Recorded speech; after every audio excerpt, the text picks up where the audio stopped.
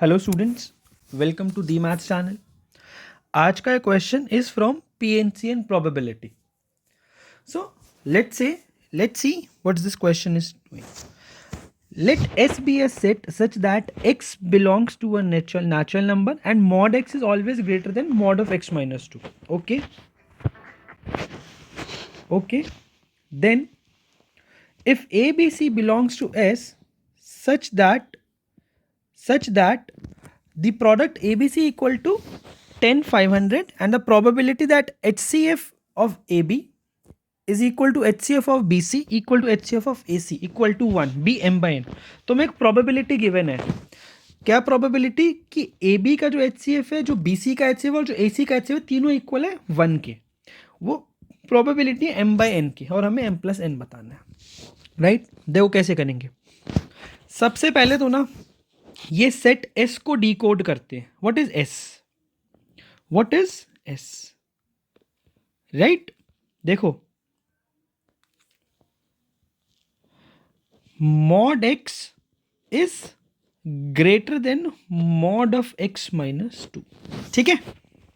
अब देखो, इसके दो तरीके हैं इसको डिकोड करने के या इसको सॉल्व करने के. बहुत सिंपल है. कैसे? पहला तरीका, दोनों साइड स्क्वायरिंग कर दो. तो x square is greater than x square plus 4 minus 4x. Right? तो यहां से मुझे क्या मिलता है? यहां से मुझे मिलता है that 4x should be greater than 4, x should be greater than 1. Right?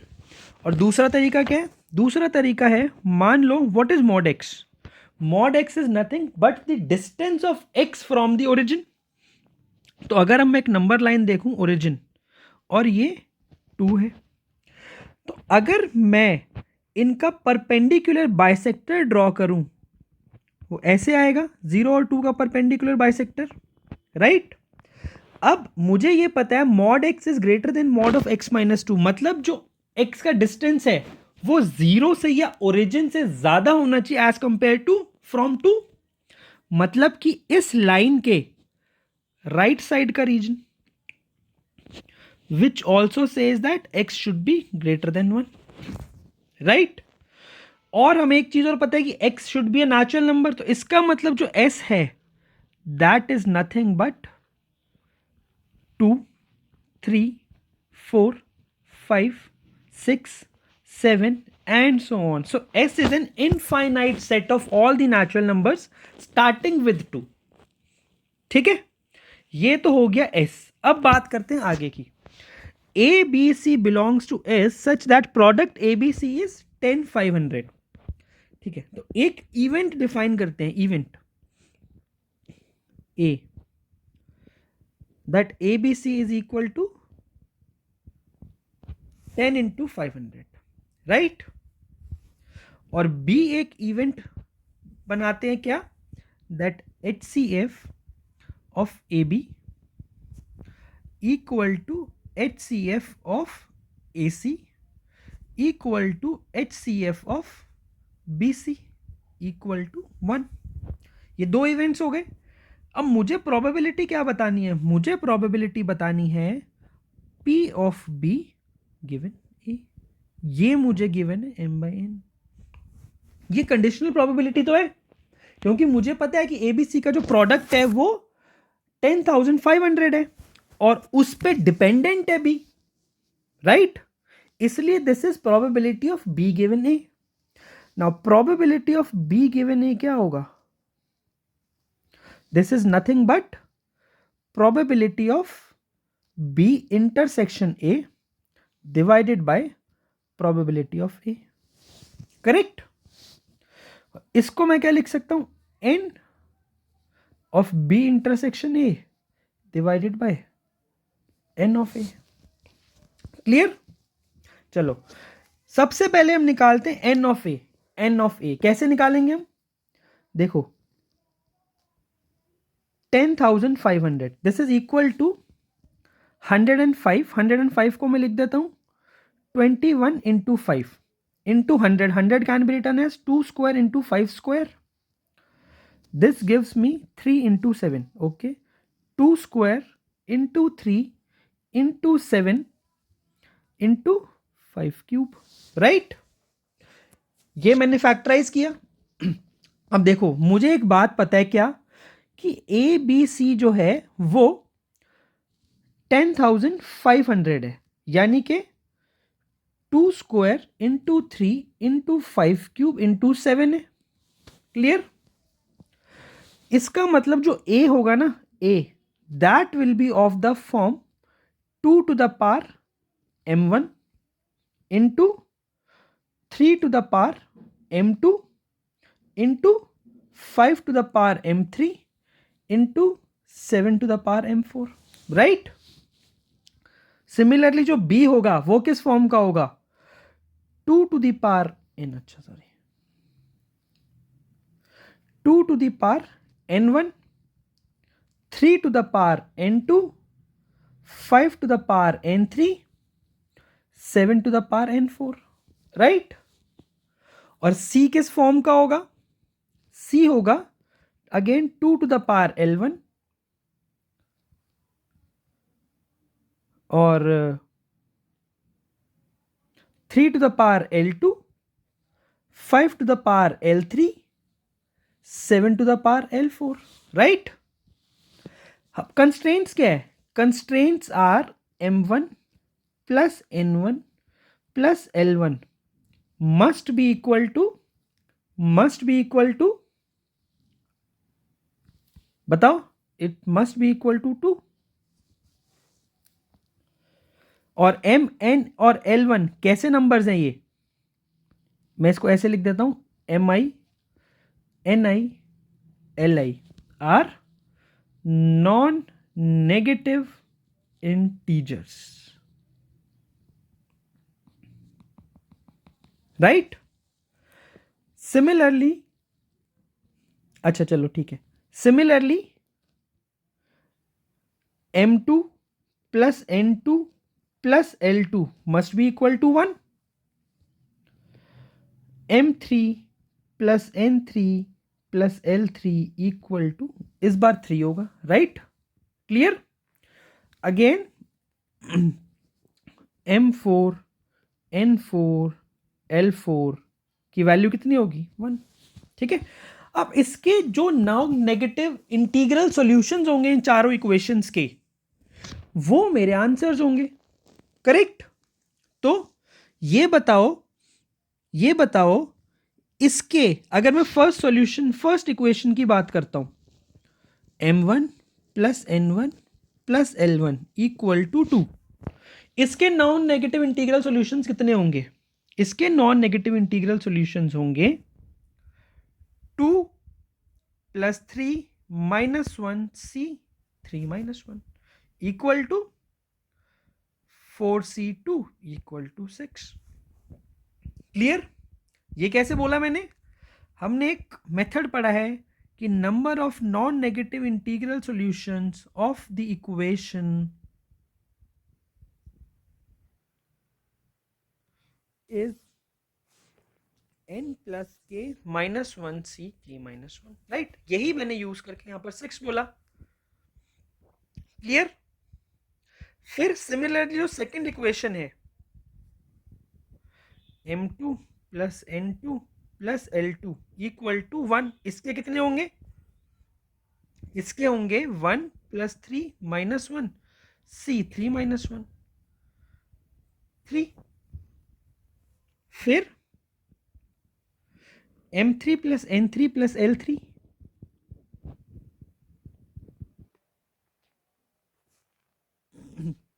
Equal to 3, इसके कितने होंगे 3 प्लस 3 माइनस 1 c 3 माइनस 1, कितने हुए ये 3 plus 3 6 minus 1 5 c2 which is 10, right?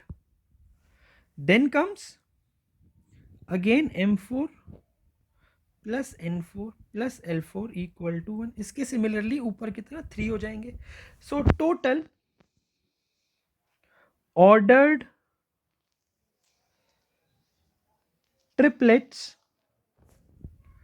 A, B, C such that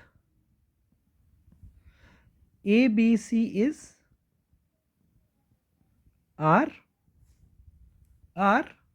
6 into 3 into 3 into 10, right, bye fundamental principle of counting. कितने हो गए ये? 3 3 is 9, 6 is 54, into 10 is 540। Total 540 order triplets होंगे ये। लेकिन क्या है, प्रॉब्लम यहां पे खत्म हो गई? क्या हमने ए सेट ठीक से कैलकुलेट कर लिया? ए सेट क्या हमने ठीक से कैलकुलेट करा है?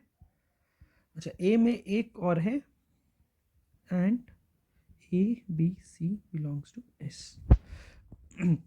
अब क्योंकि जो एस है उसमें नंबर 1 तो है ही नहीं, उसमें नंबर 1 तो है ही नहीं, राइट? तो हमको वो सारे केसेस इन 540 केसेस में से हटाने पड़ेंगे जहां पर at least one of A B और सी इज 1। क्लियर? चलो अब एक इवेंट मानते हैं, event 1। Event 1 is A is 1, event 2 is B is 1, event 3 is C equal to 1। और हमें क्या निकालना है? We want to calculate n of E1 complement intersection E2 complement intersection E3 complement, right? तो चलो सबसे पहले n of E1 equal to n of E2 equal to n of E3 कितने होंगे, ये कैलकुलेट करते हैं सबसे पहले। तो करेक्ट, कैसे कैलकुलेट करेंगे? मान लेता हूं A1 है, A1 है, A1 हो गया। इसका मतलब जो BC है, इसको ऐसे लिखो, let A is equal to 1। इसका मतलब जो BC है दैट इज राइट। अब यहां से B सिम फिर से वही same, x1 into 3 to the power x2 into 5 to the power x3 into 7 to the power x4। और C कैसा होगा? 2 to the power y1, 3 to the power y2, 5 to the power y3, 7 to the power y4। साथ ही साथ एक चीज मुझे पता है, x1 प्लस y1 की वैल्यू 2 होनी चाहिए। इसके नॉन नेगेटिव इंटीग्रल सॉल्यूशंस कितने होंगे? अब बताओ, non negative integral solutions 2 plus 2 minus 1 C2 minus 1, कितना हुआ ये? 3। x2 plus y2 is equal to 1, इसके कितने होंगे? 2 सॉल्यूशन। चाहो तो ऐसे करके देख लो, एक ही 0 1 1 0, 1 plus 2, 1 plus 2 minus 1 C2 minus 1 equal to 2। x3 plus y3 is equal to 3। इसका मतलब इसके non negative integral solution 3 plus 2 minus 1 C2 minus 1 equal to 4 plus y4 is 1, again इसके 2। सो टोटल इसका मतलब n of E1 equal to n of E2 equal to n of E3 कितना आएगा? कितना आएगा ये? 2 into 2 into 3 into 4 equal to 2 2 4 3 12 4 48, right? 48। अब मुझे निकालना है n of E1 intersection E2 equal to n of E2 intersection E3 होगा, और सेम होगा n of E3 intersection E1। कितना होगा ये भाई? अब दोनों A और B मान लो दोनों 1 हो गए, तो C which is C has to be 10 into 500। तो एक ही केस आया ऐसा, इसका मतलब it has to be only 1। ठीक है, करेक्ट।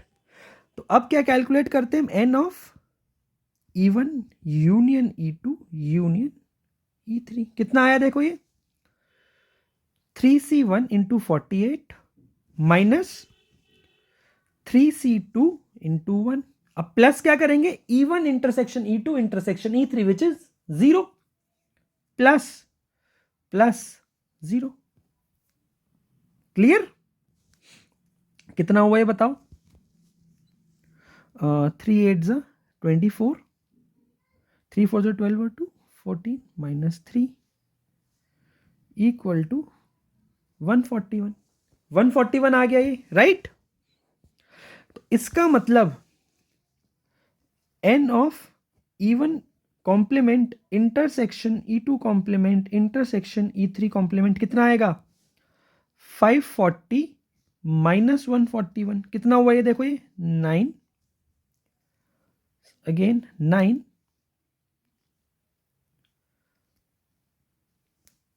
399, राइट। Answer is 399। तो इसका मतलब मुझे एक चीज पता है, n of a must be equal to 399, ठीक है। Now what is n of b intersection a? What is n of b intersection a? n of b intersection a, n of b intersection a would be